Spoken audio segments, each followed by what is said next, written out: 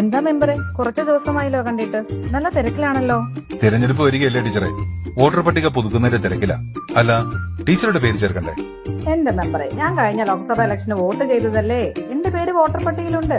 എന്റെ ടീച്ചറെ, ആ പട്ടികയിൽ പേരുള്ളതുകൊണ്ട് തദ്ദേശ തെരഞ്ഞെടുപ്പിൽ വോട്ട് ചെയ്യാൻ പറ്റില്ല.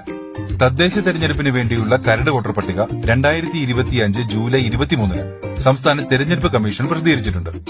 വോട്ടർ പട്ടികയിൽ പേരുണ്ടോ എന്ന് എല്ലാ വോട്ടർമാരും പരിശോധിക്കണം. 2025 ജനുവരി 1 18 വയസ്സ് തികഞ്ഞ എല്ലാ വോട്ടർമാരും പട്ടികയിൽ പേര് ചേർക്കണം. 2025 ഓഗസ്റ്റ് 7 വരെ പട്ടികയിൽ പേര് ചേർക്കാനും തിരുത്തൽ വരുത്താനും അവസരമുണ്ട്.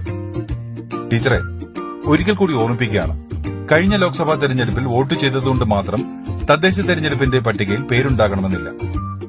പട്ടികയിൽ പേരുണ്ടെന്ന് ഉറപ്പുവരുത്തുക. പേരില്ലാത്തവർ പേര് ചേർക്കുക. ജനാധിപത്യ പ്രക്രിയയിൽ പങ്കാളികളാകുക.